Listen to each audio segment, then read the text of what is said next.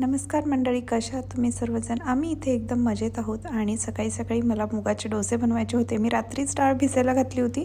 तर 1 इंच अद्रक म्हणजे आपलं जे आलं आहे, 1 मिरची आणि मुगाची डाळ त्याच्यामध्ये मिक्सरमध्ये छान ग्राइंड करून घ्यायचे बारीक आणि त्यामध्ये थोडंसं सॉल्ट घालून घेतलं.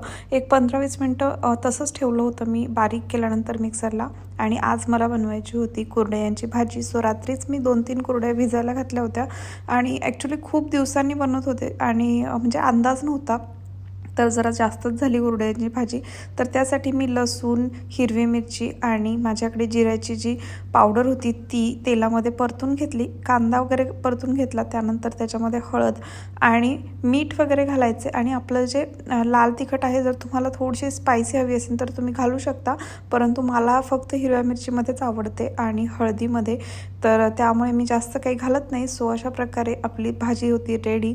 आणि इकडे लगेचच मुगाचे डोसे देखील काढून घेतले आणि शक्यतो मी ज्या कुरड्या बनवल्यात तर त्या भाजीसाठीच बनवल्यात. मला भाजी प्रचंड आवडते कुरड्यांची आणि माझ्यासोबत माझ्या मिस्टरांनाही कुरड्यांची भाजी आवडते. सो आम्हाला बरं पडतं, दोघांच्याही आवडीनिवडी सेम आहेत. आणि त्यासोबतच गाऊला मी ऑमलेट देणार होते मुगाच्या डोशामध्ये रॅप करून, आणि दुपारी स्कूलवरून आल्यानंतर तिला भाजी चपाती वगैरे दिली.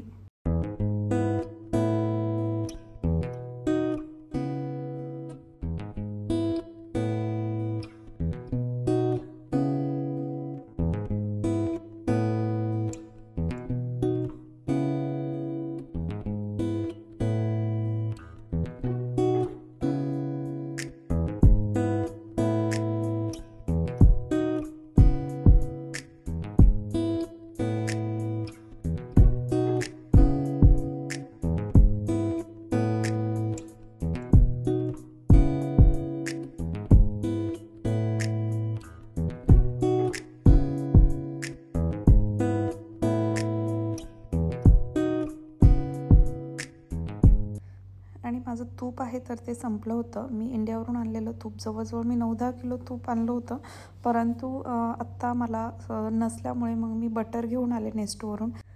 तर हे 800 ग्रॅमचं जे पॅकेट आहे, म्हणजे 400 ग्रॅमचे 2 पॅकेट, तर ते मला जवळजवळ 38 दिरहमला पडले होते एक. तर मी असे 2 आणले होते, म्हणजे जवळजवळ 1600 ग्रॅम माझ्याकडे बटर होतं. तर त्यातलं फक्त मी 3 पॅकेट केले आता आणि 1 पॅकेट मी पावभाजीसाठी तसंच ठेवून दिलं. आणि शक्यतो मला बाहेरच्या तुपांवरती जास्त विश्वास नाही आहे. मी गावाकडनं तूप आणते, तर मला टेस्ट छान लागते गावाकडच्या तुपाची. आणि इथेही असं वाटतं की काही नको घ्यायला, भेसळ वगैरे असेल किंवा काय, म्हणजे असेल किंवा नसेल माहिती नाही. सो त्यामुळे मग मी डायरेक्ट बटर आणते आणि त्याचंच तूप बनवते. याआधीही मी बनवलेलं आहे औषधाला असताना, परंतु इकडे आल्यानंतर मोस्टली मम्मी पप्पा आई वगैरे आले होते, त्यामुळे भरपूर सारं तूप आलं होतं.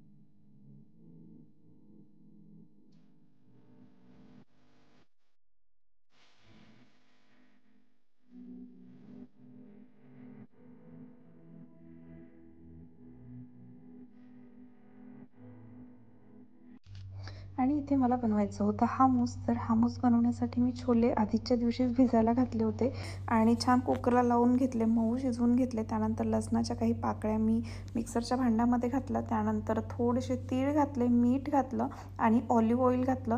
तर ऑलिव्ह ऑइलचा वापर मी याच्यामध्येच करते, सो मी भरपूर सारं घालून दिलं.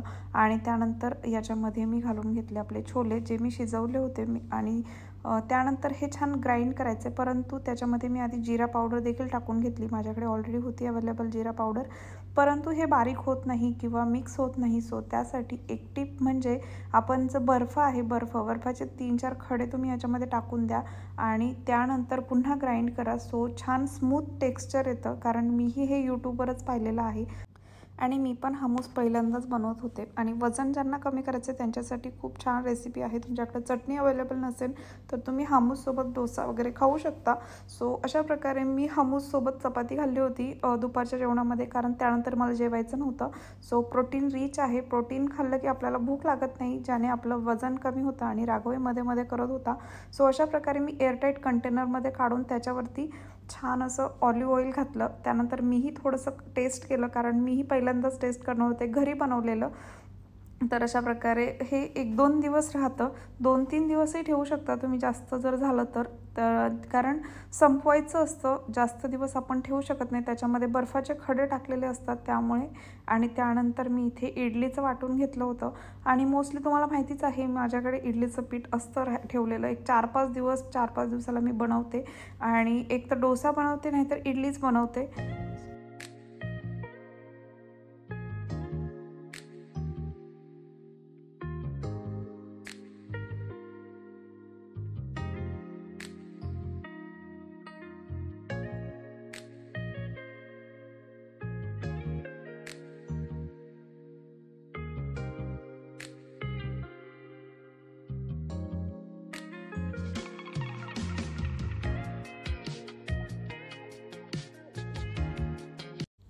आणि गाऊ आली होती स्कूलवरून, तर तिचं अबॅकस चालू झालं होतं आणि तिला मँगो लस्सी आवडते.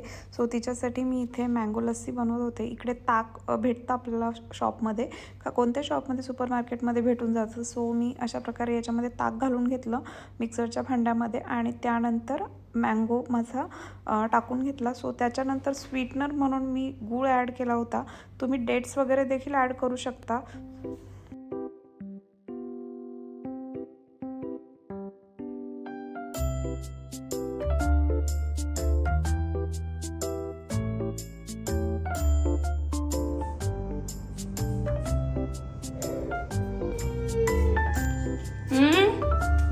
काय काय करतो? कुकिंग करतो तू? कुकिंग करायचे? तिकडं नको जाऊ.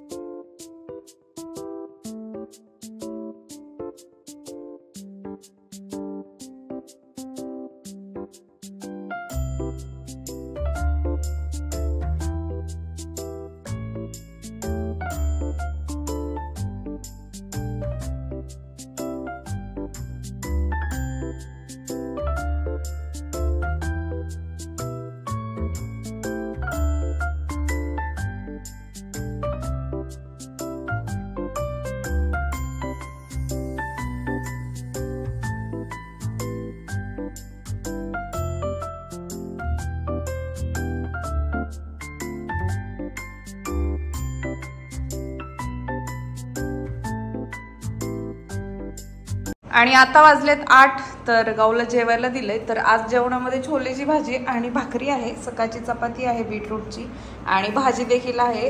तेवढीच राहिली आता गाऊपुरती. आणि राघव गाऊची चपाती खातोय ना.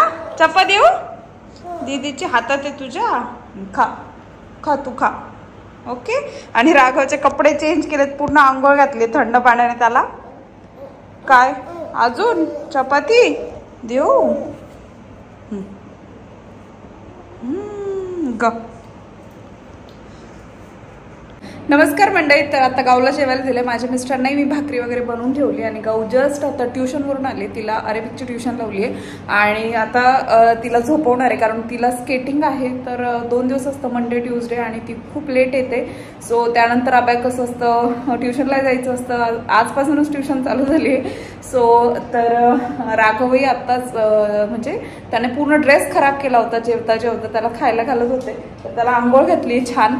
आणि थंड पाण्याने आंघोळ घातली. तर आता सध्या खूप जास्त गरमी आहे त्यामुळे त्याला छान वाटतं थंड पाण्याने वगैरे आंघोळ. तर आजचा ब्लॉग मी इथेच संपवते. तुम्हाला जर आजचा ब्लॉग आवडला असेल, स्पेशली घी बनवलेलं आणि जी अरेबिक रेसिपी होती हमूसची ती, तर मला नक्की कमेंट सेक्शनमध्ये सांगा की तुम्हाला आवडली की नाही. तर आजचा ब्लॉग मी इथेच संपवते. तुम्हाला जर आजचा ब्लॉग आवडला असेल तर माझ्या चॅनलला सबस्क्राईब आणि लाईक करायला विसरू नका. आणि कमेंट बिलो करा. Comment below.